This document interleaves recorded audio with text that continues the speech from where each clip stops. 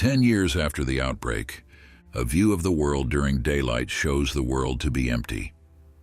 This is the world of the vampires. On a television, two vampires are debating the current situation which has enveloped their society.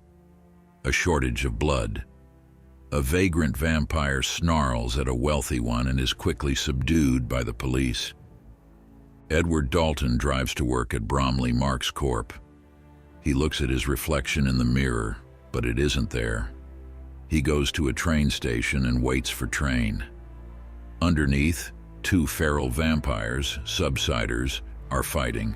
They are winged monsters with no trace of human characteristics. Edward goes to work. He walks into a lab where humans are chained to harvesters for blood extraction. At a personnel meeting, a death-sentenced prisoner was deprived of blood, and the corporation knows that with the large blood shortage, subsiders will become more common. Since only 5% of the human population survived the outbreak to become vampires, Edward realizes that the corporation he works for has actively discovered what will be the extinction of the human race in its recognizable form. Charles Bromley listens intently and then calls Edward to meet in private. Charles and Edward have blood coffee in private. Charles tells Edward that in 2008 he contracted cancer and was then forced to tell his daughter, Allison, that he was dying. She was devastated and Charles prayed for a miracle. He then became a vampire and immortal and was happy. But Allison saw vampirism as a disease and she ran from Charles, rejecting the life of vampirism. Charles notices that Edward doesn't drink his coffee and asks if he pities the humans.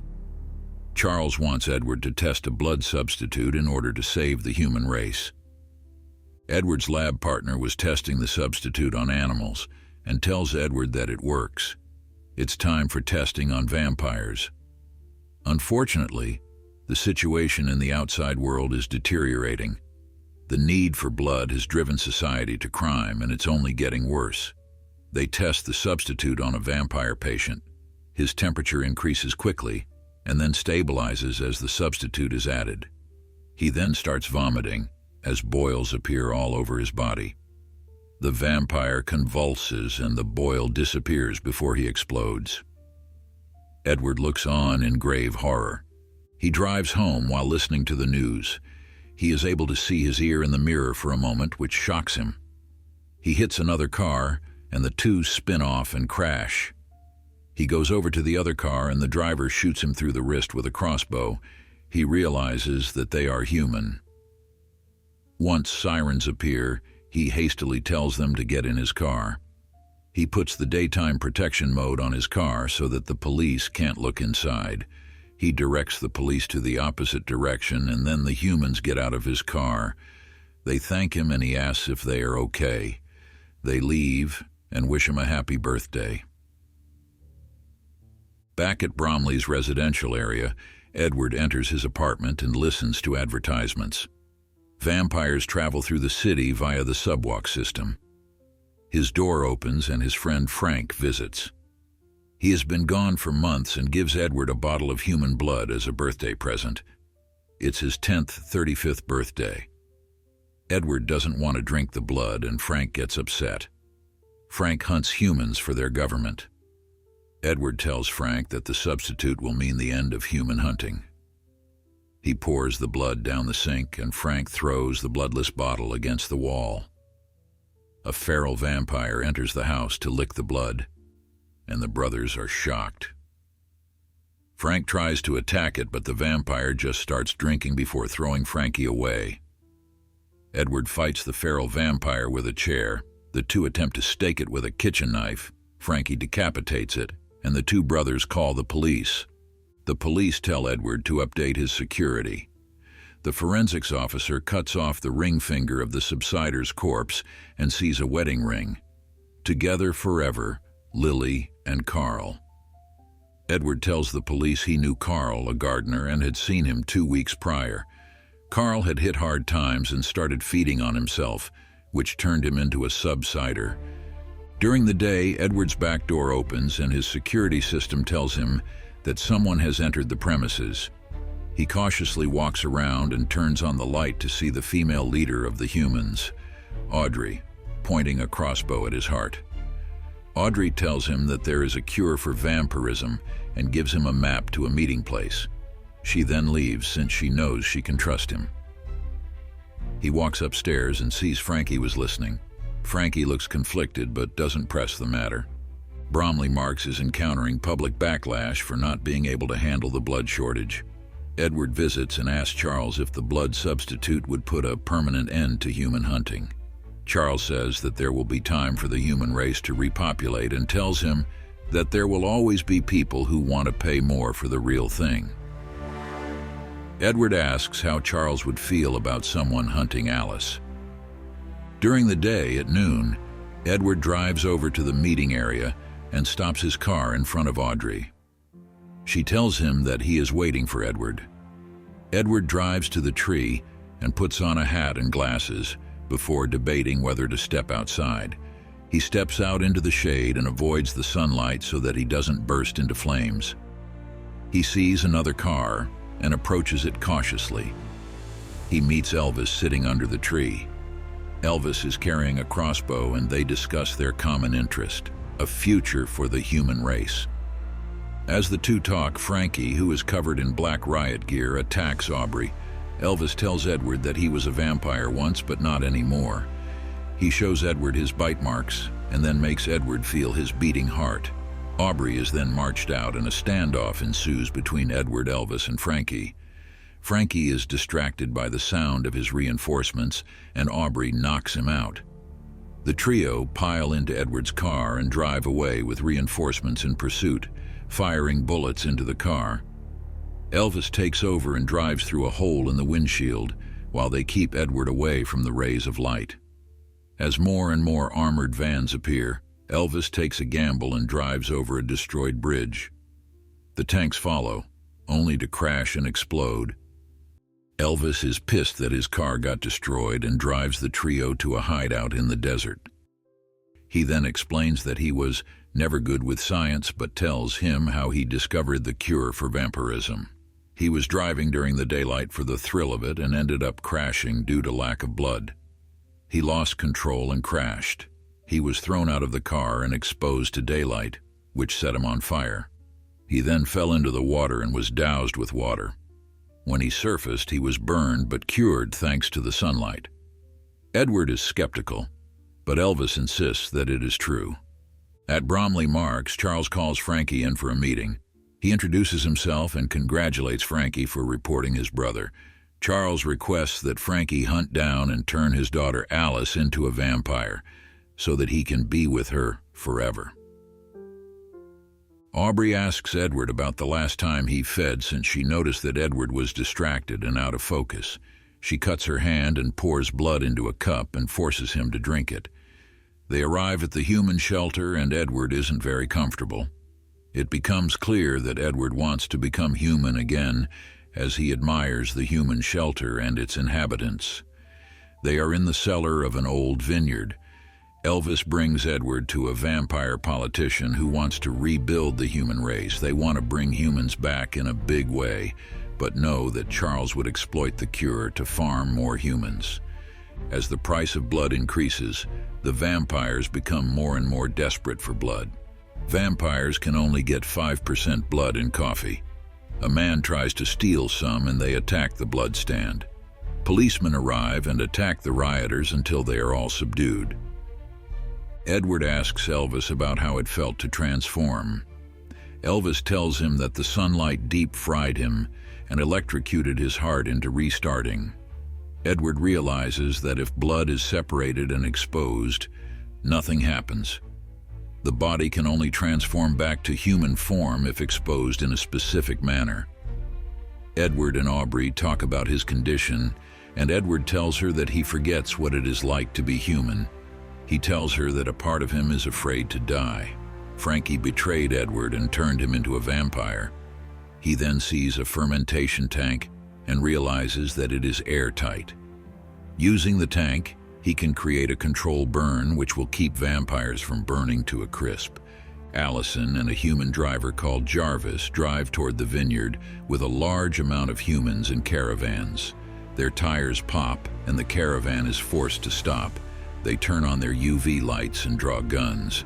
Vampire hunters start shooting tranquilizer darts at all of the humans until they are all incapacitated. Jarvis gets one in the heart with an arrow and the vampires explode upon staking. However, after a little while, all the humans have been knocked out. Allison sends out a distress call before they tranquilize her. Frankie activates a trace on the radio.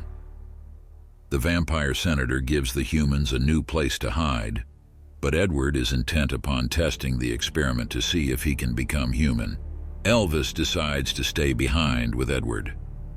At Bromley Marks, Alice comes to in the lab. Charles arrives and talks to her. She begs for her friend's safety. Charles tells her that she is so beautiful and grew up so much. He hugs her and tells her that she's safe, but that it is too late for her friends. He asks her to join him before realizing that she stabbed him in the gut. She tries to take the elevator, but Frankie knocks her out. As it draws closer to noon, Edward prepares to test the fermentation vat and become human. Aubrey touches him and he tells her that she feels warm.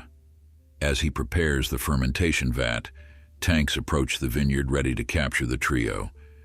Elvis opens the tank and Edward bursts into flames. The fire goes out when the tank becomes airtight. Edward heals but isn't cured. They try again, testing his heartbeat with an EKG monitor. Edward exposes himself completely and revives as a human. The vampire hunters arrive soon after but do not find the trio. Frankie and Charles talk with one another. He sends Frankie to Allison and he turns her into a vampire after telling her that being a vampire is true freedom. He feeds on her, then leaves her to turn on the ground. Edward walks out into the daylight for the first time in 10 years. Elvis gets his car from the garage and it becomes clear that the group intend to go to the senators. They drive to his cabin only to find everyone has been rounded up or killed and the senator has been staked. Edward tells Aubrey that he can save them and decides to bring them to his lab partner, Chris. Charles visits Alice, who refuses to drink her blood ratios. Instead, she feeds on herself. She tries to force him to drink her blood, but Charles refuses in disgust. She is slowly losing her grip on humanity and begins to turn into a subsider. As the blood thins, the issue becomes not the trouble in finding blood, but the rise of the subsiders. Vampire policemen try to round up and imprison the people who can become subsiders. The imprisoned are shown half-transformed and being rounded up like slaves. The untransformed vampires are disgusted and afraid that they will soon all become like the subsiders. The subsiders are thrown into the sun and burned to a crisp. Without a reprieve from sunlight, they turn to dust. Allison melts away to nothing as the vampires look on. Frankie becomes disillusioned with this lifestyle and decides to help his brother. Chris discovers a blood substitute and goes home to celebrate.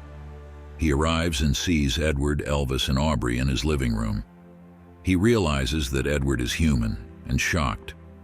Edward tells him that what they have is a chance to change everything back to the way it was. Chris is shocked by this and asks how Edward was cured. Edward is about to answer when the phone rings. Chris doesn't pick up immediately but does upon Elvis's prompting. He claims it's his ex-wife and goes into another room. Instead of wanting a cure, Chris wants his substitute to be the salvation of the future. Vampires storm the building and capture Aubrey. Edward and Elvis fight back and escape through a back door. They enter the subwalk and end up followed by Frankie, who saves them from a subsider. Frankie tells Edward that when he turned him, he did so to save his life since he knew the humans would be hunted for food. Frankie wants to help Edward, but his need for blood drives him to feed on Elvis. However, once he does, he changes back to human form. Edward was shocked that the blood turned Frankie back and realizes that it cured blood turns vampires human as well.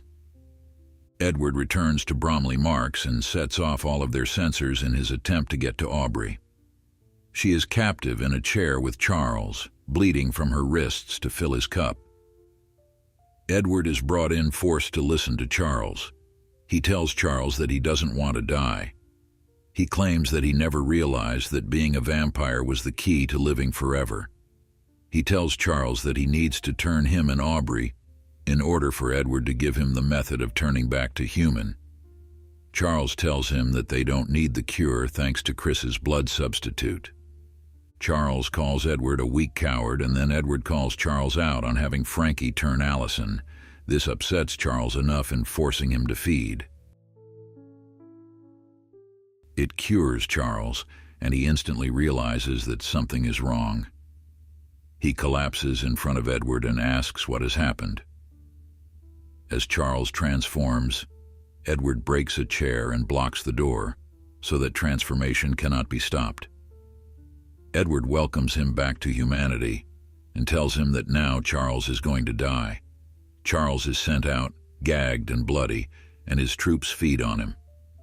All the guards become human and are then fed upon by other vampires. Frankie drives Elvis's car into the building and saves his brother and Aubrey. However, Frankie is surrounded by guards. He begs them not to attack since there is a cure. He offers himself to the horde, and they feed on him until he is dead, and they are all cured. A guard grabs Aubrey, and Edward stakes him to save Aubrey.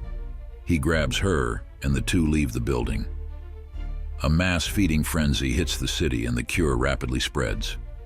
With a cure now running rampantly through the city and the streets running red with that cure, Edward and Aubrey leave the building. Only 3 human guards remain alive at the end of the frenzy. Chris arrives and kills them, since he doesn't want the cure to spread. However, Elvis arrives and stakes Chris. Edward mourns Frankie, but now has a strengthened resolve to spread the cure. As dawn arrives, the trio leaves the building in Elvis's car, ready to cure everyone in the world of the disease.